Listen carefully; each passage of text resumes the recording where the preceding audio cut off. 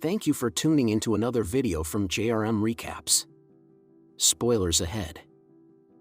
We begin in the lab of a giant pharmaceutical organization, chimpanzees, which specializes in genetic treatments. A female chimp, designated number 9 and known as Bright Eyes by the staff, has been given the drug ALZ-112 and has shown considerable progress. She is more sociable and more well-mannered than other apes, and can finish a very difficult puzzle in 20 moves, which is close to the ideal score of 15. Will Rodman, head of research and development for the drug, talks to his boss, Steve Jacobs, and convinces him that he has the results they need to move to the next phase of testing and begin human trials. The following day, Rodman and Jacobs show up before the board of directors in a meeting room at chimpanzees facilities.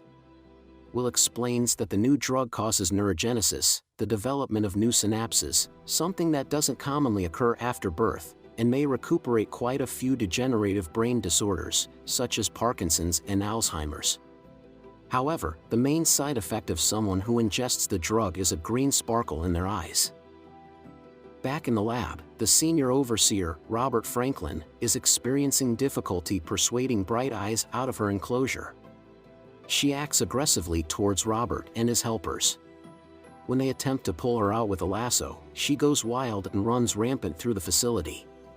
The chase ends when she crashes through the glass window of the boardroom and the security guards kill her.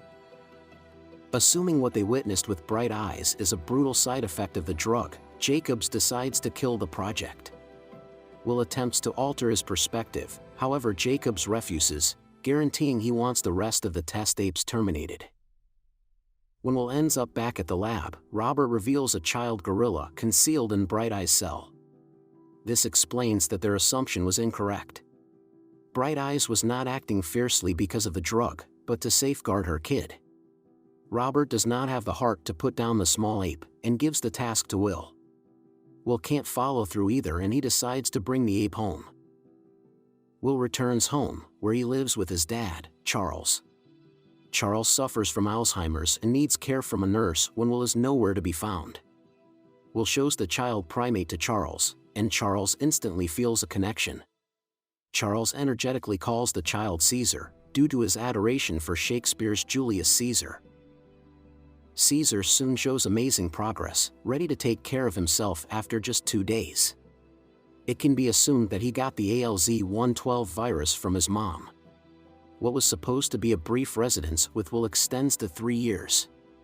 And now the once small ape has grown to be a core member of the family, and shows extraordinary intelligence, able to discuss complex ideas through sign language.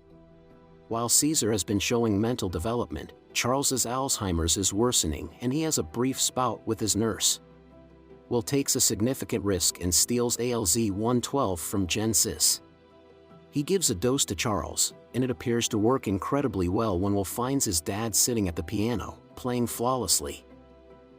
In the meantime, Caesar has become captivated by the neighbors playing outside, and escapes through the window into their neighbor's patio. Unfortunately, his appearance frightens the neighbor's little girl, and her dad, Hunziker, furiously attacks Caesar. Will and Charles figure out how to rescue Caesar, yet not before Hunziker has harmed him. Will sneaks Caesar into a zoo for treatment. Caesar is treated by a veterinarian there named Caroline Aranya.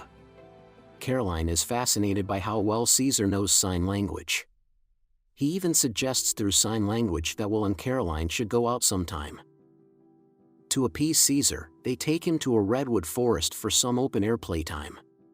After showing up to the forest, Caesar will not leave to play unless Will grants him permission. Will gives his permission, and Caesar takes to the trees.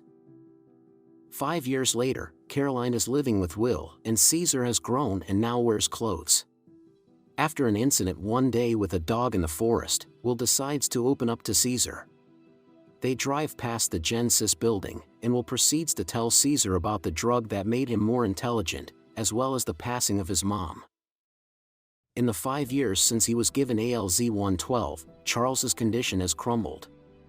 Will reasons that his body has created antibodies and a more aggressive virus is required. Will takes a risk by going to Jacobs, confessing his secret about his dad, and explains that the drug repairs mental harm as well as makes individuals smarter. He says he has modified the virus and needs Jacobs to support new creature testing. Back at home, Charles gets confused and wanders outside and into their neighbor's vehicle. He attempts to drive it, yet ends up harming it. Hunziker furiously pulls Charles from the vehicle. In his sick state, Charles can't convey his reasons for being there. Caesar watches this from his window in the upper room, and after seeing the neighbor shouting and furiously pushing Charles, rushes out of the house. He attacks Hunziker, tossing him to the ground, beating him, and gnawing off a finger. Charles recognizes Caesar and yells at him to stop. Caesar backs off and goes to Charles. The occurrence causes the courts to get involved and force Caesar to be taken to a primate sanctuary by animal control. Will and Caroline walk him in and say farewell. The sanctuary ends up being hard on Caesar during his initial days. The place is controlled by John Landon, with day-to-day responsibilities for the animals going to his touchy and violent child, Dodge, and a bashful man named Rodney. Caesar meets the alpha male of the apes, a chimp named Rocket, on his first day exploring the main area. Rocket removes Caesar's shirt and then proceeds to beat him. After the fight, Caesar notices a gorilla named Buck in a locked enclosure and an orangutan named Maurice opposite his enclosure. He soon finds out he can communicate with Maurice through sign language. In the coming days, the sanctuary ships 12 new gorillas to Gen-Sys for the testing of the more up-to-date adaptation of ALZ-112, which is named ALZ-113. Once again, Will is head of testing and picks a somewhat harried chimp named Koba to go first. Koba is restrained in a chair and given the new medication through a breathing mask. Nonetheless, Koba battles with the workers, and the hose ends up falling off the machine. Nearly everybody in the lab has their breathing masks on, aside from Robert, who is then exposed to the virus. That evening, Will takes a portion of the ALZ-113 home to treat his dad. Charles denies the treatment and inevitably passes away that same night in his sleep. After Will and Caroline get together to go through the rest of Charles's possessions, Will's eyes fall on his father's favorite book, Julius Caesar. A few days later, Dodge brings his companions into the enclosure region at the sanctuary. Caesar figures out how to take a folding knife from one of the guests without him noticing. Soon after, Caesar sets a huge gorilla named Buck free, and they become friends. Next, he releases Rocket, who wanders into the yard. Caesar hits him with a steel gas can. Rocket is prepared to battle, however understands that Buck is faithful to Caesar and will safeguard him if Rocket tries to attack. Instead, the ape admits defeat and submits. Caesar is now the new alpha of the group. Caesar later lets Rocket out of the enclosure region and permits him to give stolen treats to their group, one to each chimp with the goal of bringing unity to the pack. Caesar has likewise tracked down a walkway and finds controls to the windowed nook at the highest point of the play region. When Will gets back to work, he finds that Jacobs has eagerly and foolishly pushed the research testing plan ahead. While Jacobs' motives are driven by greed, Will cautions him that the significant obstacle they need to address is how ALZ-113 will affect people. When Will realizes that Jacobs will not listen to him, he decides to quit. In the interim, we see that Robert has been encountering after effects from his run-in with the virus, where we see him coughing up blood. Will gets back to the sanctuary and pays off John Landon in order to get Caesar back. However, to his surprise, when Will asks Caesar to go with him, Caesar declines. That night, Caesar breaks through the window he found and returns home. He takes ALZ-113 from Will's fridge and gives it to the primates at the sanctuary. The following day, John Landon notices the chimps having something like a meeting. The chimps take notice and disperse quickly, playing it off. Landon just shrugs it off as peculiar and thinks nothing of it. That evening, Caesar decides to stand up to Dodge. When grabbed, Dodge yells at Caesar to get his hands off him, but to his surprise, Caesar is able to speak for the first time and tell him no. The other guardian witnesses the scene and runs into the enclosure region, attempting to save Dodge.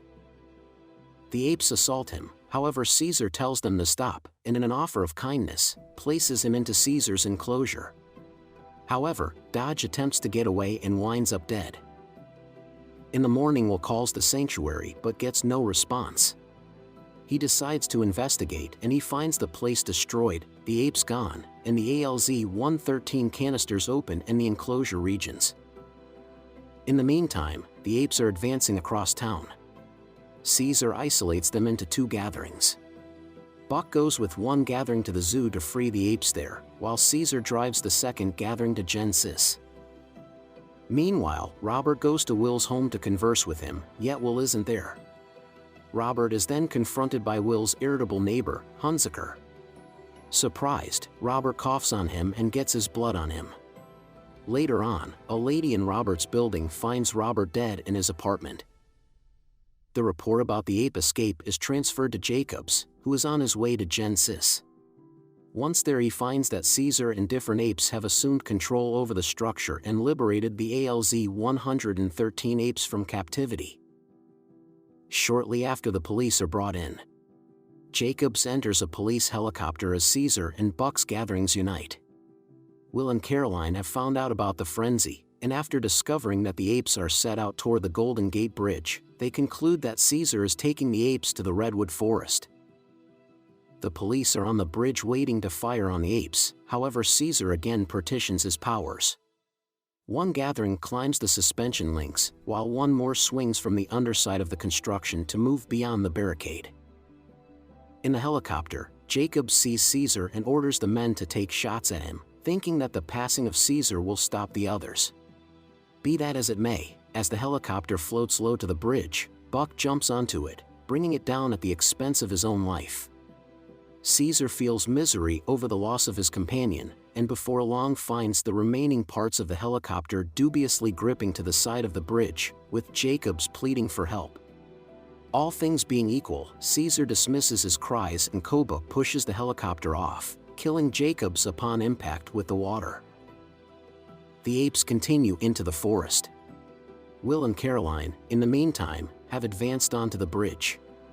Will takes a squad car and heads for the forest. Once there, he calls out to Caesar, however is confronted by one of the apes. Before long, Caesar shows up.